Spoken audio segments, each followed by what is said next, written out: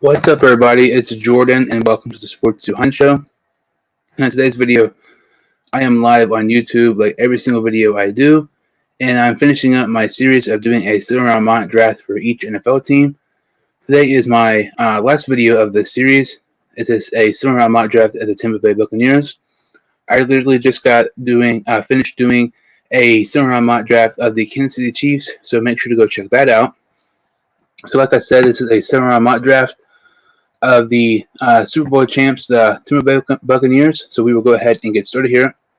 The Tampa Bay Buccaneers, in my opinion, is easily the most difficult team to draft for because they really don't have, a ton of team needs. Because I really feel like a decent amount of players in free agency will sign with the Buccaneers just to try to chase a ring before they retire. In my opinion, I think somebody who may do that is Patrick Peterson, the corner who played with Arizona with Bruce Arians, Todd Bowles, and Byron Leftwich. I really think that's a possibility, and I think there may be some other players too. But the Tampa Bay Buccaneers are very, very interesting, and their drafts, they're very intriguing on who they may get because you really don't know who they may end up signing in free agency. So the first round, I had them taking Carlos Basham, the edge rusher from Wake Forest University. I know this may be a bit of a reach, but I really, really like Basham. He's one of my favorite edge rushers in the class, and I think he's well-deserving of being a first-round pick. I also like Patrick Jones here a lot, too. Something to keep in mind, all these mock drafts I have done are from ProFootballNetwork.com. I do not dictate, what players fall or, what players or reaches or anything like that. But Basham in the first round, to me, is a really, really great value pick. I think he's one of the best edge rushers, like I mentioned, and I think there's a 0% chance he will be there in the second round.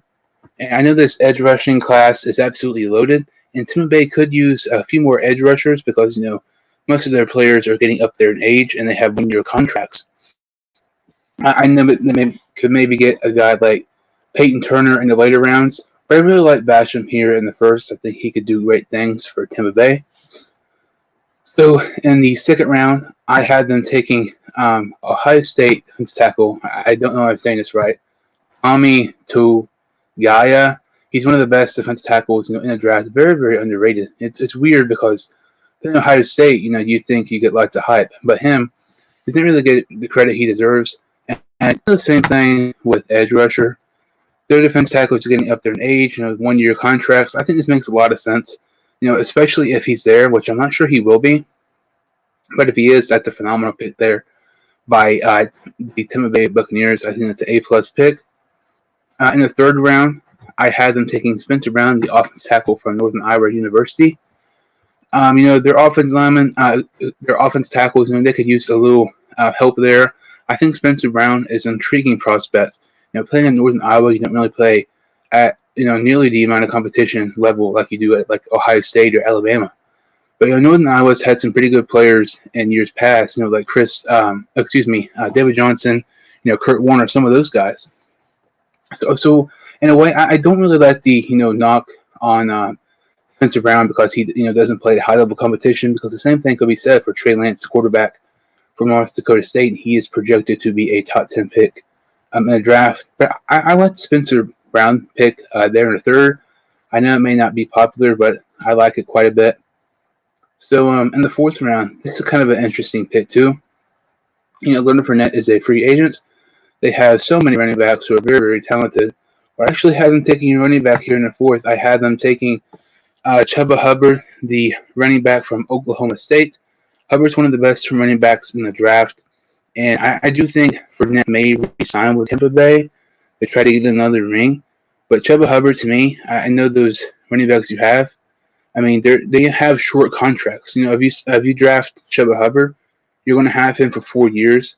And I think he could be a very, very talented running back in the Tampa Bay backfield. Maybe a year or so. I don't think he would play much his first season. But, in a year or two, I think Chubba Hubbard could be a really, really nice piece to Tampa Bay's offense. And I like that pick there. If not, maybe Kylan Hill in the fifth. If he's available, the running back from Mississippi State.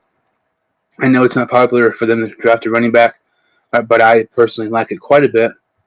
So as we go to the fifth round here, I have them taking Jacoby Stevens, the safety from LSU. They could use a little bit of safety help, secondary help. Jacoby Stevens is pretty underrated, and it's weird because playing at LSU, their defense is horrible this past season. But Stevens was about pretty much your only bright spot, on the LSU defense. He was all over the field, one of the better safeties in the draft. One of the better, mid-round guys as a secondary player too. And I really like this pick here. I think he can be pretty good in Tampa Bay's defense in a year or so. Like I said, they have so many players on short deals, but some of these players I'm drafting here, I think could have really bright futures for New England. For Tampa Bay once some of these guys, their contracts end and they retire. So in the 6th round, speaking of guys, in short contracts, Rob Gronkowski, he's already retired once. But I had them taking a tight end here in the 6th round. I had them taking Quintin Morris, the tight end from Bowling Green University. Really, really like this pick here. Quintin Morris is one of my favorite tight ends in the draft. Very, very athletic. He had a phenomenal Senior Bowl practice and game. Very, very athletic. He even jumped over a defender in the Senior Bowl game. Hurdled a defender. It's very, very impressive. Quintin Morris, to me, is probably one of the most underrated tight ends in the draft. One of the more underrated players, in my opinion, in the draft as well. And, you look at some of the tight ends. George Kittle, Travis Kelce, both those guys, were mid-round picks. I'm not saying Quintin Morris would be the next Travis Kelce or George Kittle, but, there's a quite a bit of a long history of tight ends in the later rounds having very productive and nice careers. And I would not be shocked at all if Quintin Morris would continue that list and have a pretty good career.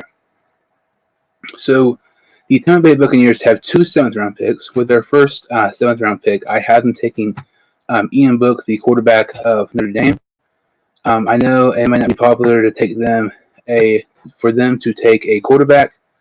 I like Ian Book some. I don't think he'll be really good of a starter. I think he's a career backup. If he goes in there, plays a game or two, I think he can maybe pull out a win. But Ian Book to me is an intriguing prospect. He's around the 7th round, under the free agent range. And it's not even guaranteed that Ian Book will make the team, because how it's stacked and how many talented players that Tampa Bay has. But I just personally like that pick there in the 7th round.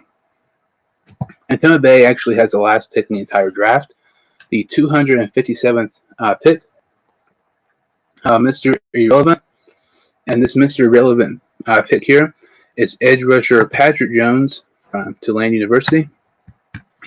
I know I had them taking an edge rusher in the 1st round with Carlos Basham, but Patrick Jones in this literally the last pick of the entire draft. He's just too good of a player to pass up there. So personally, I like that pick quite a bit, and just gives you more depth in the defensive line position, which Tampa Bay could definitely use. And I think Patrick Jones, that's an extremely low risk, high reward. It's the last pick of the draft. You're not expecting much, but Patrick Jones, I think, could be pretty good. Play a decent amount in Tampa Bay's defense if he would, make the team, which I think he would, because I really don't think he should be in the 7th round. I think he should be a tad bit higher. But personally, to me, I thought this was a pretty good mock draft for the Tampa Bay Buccaneers. But like I said, it'll be really, really interesting to see how the Tampa Bay Buccaneers draft, because some teams and some players may try to go to Tampa Bay, to try to ring chase before they, retire and everything. Like I said, I believe Patrick Peterson may be one of those players. But in my opinion, the Tampa Bay Buccaneers are easily the most difficult team to, plan how they will draft. But overall, I thought this was pretty good. I will go over these picks one more time here. In the 1st round, Carlos Basham, the edge from Wake Forest. In the 2nd round, defensive tackle Tommy Togiai from Ohio State. In the 3rd, Spencer Brown, the offensive tackle from Northern Iowa. In the 4th, Chubba Hubbard, the running back from Oklahoma State University. In the 5th, Jacoby Stevens, the safety from LSU. In the 6th, Quintin Morris, the tight end from Bowling Green.